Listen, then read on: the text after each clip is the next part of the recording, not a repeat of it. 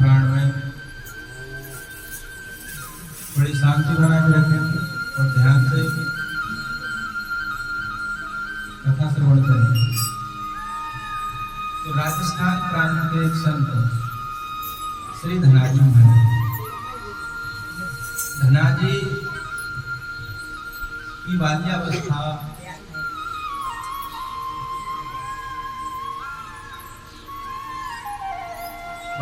की बात है। उनके जो कुल पुरोहित थे वह तीर्थाटन करके आए और दामोदरपुर की यात्रा से आए थे। तो शालिग्राम भगवान लेकर आए थे। आकर उन्होंने धनाजी के घर में रुके। धनाजी के जो पिताजी थे वो जाट देवता थे और बड़े धनाढ्य थे, अपार धन संपत्ति के मालिक थे। तो वहां वो पुरोहित जी आकर रुके और उन्होंने अपने भगवान की सेवा की। धनाजी बालक थे, छोटी आयु थी। बालक बाल हट कर बैठे, हमें तो यही चाहिए, ये ठाकुर जी चाहिए। उन्हें अच्छे लगे। तो पंडित जी ने विचार किया, बालक है, खेल खेल में फेंक देगा। जैसे बालक छोटे छोटे बालक होते हैं तो मिट्टी में जब खेलते हैं तो बड़े बड़े महल अटारियां बना लेते हैं थोड़ी देर में, और जब उनका खेल पूरा हुआ, मन भरा, तो सब सीताराम सब तोड़ करके चलो गए, खेल समाप्त। तो ऐसे पंडित जी ने विचार किया कहीं सीताराम ना कर दे, फेंक दिया। तो उन्होंने कहा कि आज नहीं कल देंगे। और नदी तरफ गए, वहां से बढ़िया कोई काला पत्थर लेकर आए, शालिग्राम के सरीखा, और ला करके रख दिया। सिंहासन, अब जो अपने ठाकुर जी थे उन्हें सिंहासन से नीचे उतार दिया, और जो पत्थर लाए थे उसको सिंहासन पे पधरा दिया और बढ़िया श्रृंगार किया। अब फिर धनाजी से पूछा कि तुम्हें कौन से ठाकुर जी चाहिए, राजा ठाकुर जी चाहिए या द्वारपाल चाहिए? तो उन्होंने कहा राजा कौन है और द्वारपाल कौन है? उन्होंने कहा ये जो सिंहासन के नीचे बैठे हैं यह द्वारपाल है, और जो सिंहासन पर बैठे हैं ये राजा ठाकुर जी। तो भाई हम द्वारपाल क्यों ले, हमें तो राजा चाहिए। उनका बढ़िया ले लिए। और उन्होंने कहा इस प्रकार से सेवा की विधि बता, इस प्रकार से सेवा करनी है। अब पंडित जी तो चले गए। अब धनाजी स्वतंत्र अब सेवा कर रहे हैं ठाकुर जी की। अब सारी सेवा विधिवत करते हैं। भोग लगाने की बारी आती है तो ठाकुर जी पाते नहीं। एक दिन हो गए नहीं पाए, 2 दिन हो गए नहीं पाए, धनाजी भी कुछ नहीं पाते। अब तीसरे दिन आया, तीसरा दिन भी कुछ नहीं पाया। चौथा दिन आया तो धनाजी बोले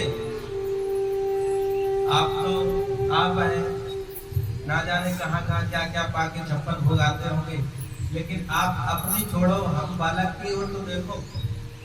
मैं छोटा सा बालक हूँ, मुझे कितनी भूख लगती होगी, आप थोड़ी कृपा करके हमारे लिए ही पालो। फिर भी ठाकुर जी नहीं आए, नहीं पाए।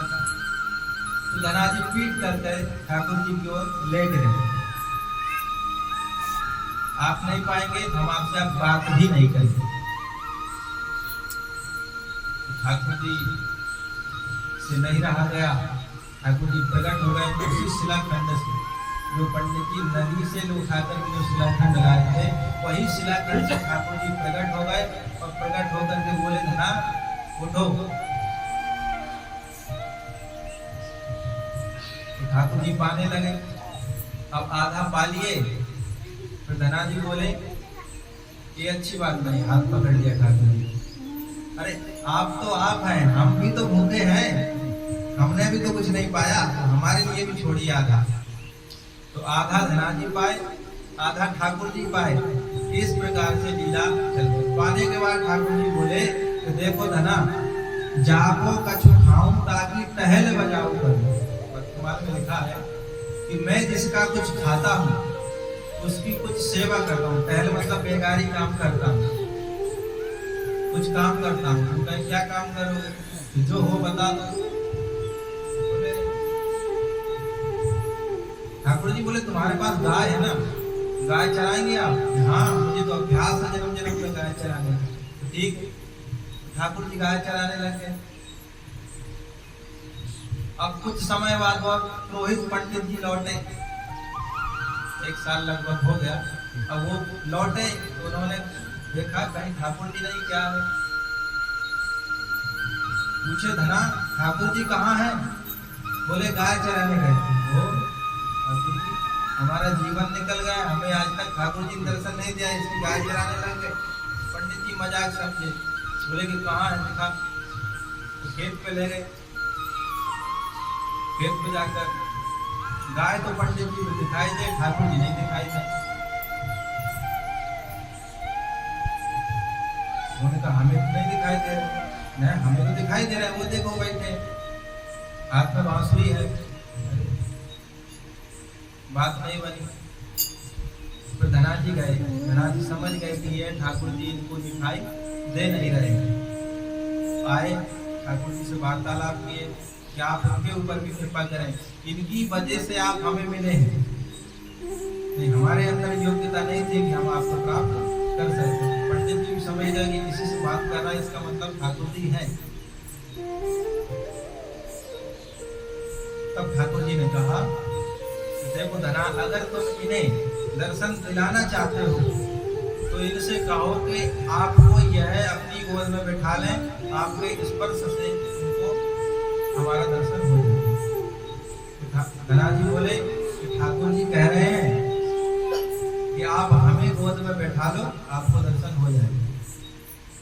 पंडित जी ने वैसा ही किया, धना जी को गोद में बैठाया, ठाकुर जी प्रत्यक्ष दिखाई देने लगे। अब धीरे धीरे ये भक्त के स्पर्श की महिमा है। भक्त का स्पर्श किया तो ठाकुर जी दिखाई देने लगे। उत्तम कोटि के भक्तों का ऐसा प्रभाव है। अब धीरे धीरे धना जी सयाने हुए। धना जी समझ गए कि ठाकुर जी क्या चीज होती है, ठाकुर जी का प्रभाव समझे। तो जैसे जैसे धना जी समझते गए, वैसे वैसे ठाकुर जी धना जी से दूर होते चले। तो पहले बालक थे, तो बालक तो अपनी मस्ती में जैसे वैसे, अब धना जी जैसे सयाने हुए तो वो समझ गए कि साधारण जीव ठाकुर जी में क्या भेद है। तो धना जी मर्यादा करने लगे, तो ठाकुर जी दूर चले जाते रहे। कुछ समय बाद धना जी ने कहा कि आप गाय चराते हैं, हमारे साथ भोजन करते हैं, आप हमें हृदय से क्यों नहीं लगाते? तब ठाकुर जी ने कहा कि देखो धना, तुम सब प्रकार से योग्य हो, हमारी प्राप्ति तुम्हें हो गई है, लेकिन अभी हमारी प्राप्ति अधूरी है। क्यों? क्या कमी रह गई? कि कमी यह रह गई कि अभी आपने गुरु नहीं किए। अभी आपने गुरु नहीं किए हैं। जब आप गुरु कर लेंगे तो हम आपको हृदय से लगा लेंगे। तब भगवान ने उसी काल में जगत गुरु स्वामी श्री रामानंदाचार्य जी महाराज बनारस में अपनी ध्वजा फहरा रहे थे, हिंदू धर्म का उपहार कर रहे थे। पता दिया, जाओ वह मेरा ही स्वरूप है। कलयुग में रामानंदा स्वयं राम प्रादुर्भूतो महितले। परिचय के लिए मंदिर में फोटो लगी है हनुमान जी के दाहिनी ओर, वही जगतगुरु स्वामी श्री रामानंदाचार्य भगवान है, जो भगवान का ही स्वरूप है। कलयुग में भगवान रामानंदाचार्य भगवान के रूप में प्रकट हुए। तुलसीदास जी के दादा गुरु लगते हैं, पर दादा गुरु। तो धना जी आए। भगवान शिव कहते हैं पुराणों में भगवती श्री पार्वती जी से कि दैवी दीक्षा विहीनस्य न सिद्धि न सदगति तस्मात् सर्व प्रयत्नेन गुरु ना दीक्षितो भव।